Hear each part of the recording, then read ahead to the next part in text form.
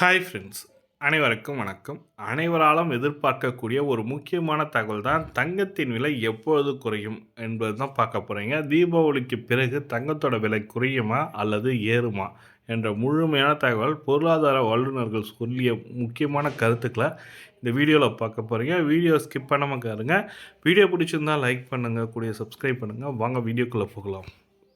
தங்கம் விலை விண்ணை முட்டும் அளவிற்கு உயர்ந்திருக்கும் நிலையில் எப்போதுதான் விலை குறையும் என்ற கேள்வி மக்கள் மனதில் எழுந்துள்ளது. இந்தியாவில் திருமணம், பண்டிகை காலங்களில் மக்கள் அதிகம் தங்கம் வாங்குவதால் தான் தங்கம் விலை உயர்கிறது என்றும், தீபாவளிக்கு பிறகு விலை குறையும் என்றும் சிலர் நினைக்கின்றனர். ஆனால் உண்மை அதுவல்ல.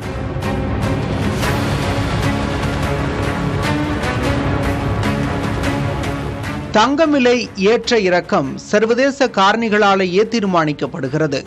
எப்போதெல்லாம் சர்வதேச அளவில் பொருளாதாரம் நிலையற்றதாக, அரசியல் பதற்றங்கள் நிறைந்ததாக இருக்கிறதோ அப்போதெல்லாம் தங்கம் விலை உயரவே செய்யும்.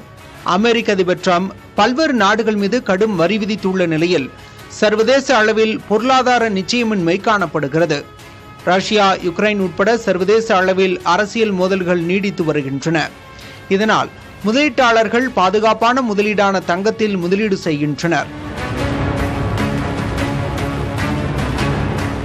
அதேபோல டாலரின் ஆதிக்கத்தை குறைக்கும் நோக்கில் இந்தியா, சீனா உட்பட பல நாடுகளின் மத்திய வங்கிகள் தங்கத்தை அதிக அளவில் வாங்கி குவித்து வருகின்றன.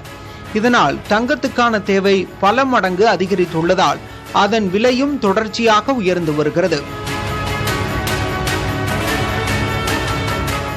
சில தினங்கள் தங்கம் விலை குறைந்தாலும் சர்வதேச பொருளாதார அரசியல் சூழல் சுமூக நிலையை அடையாதவரை தங்கம் விலை ஏற்றம் காணவே செய்யும் என்கின்றனர் பொருளாதார நிபுணர்கள்.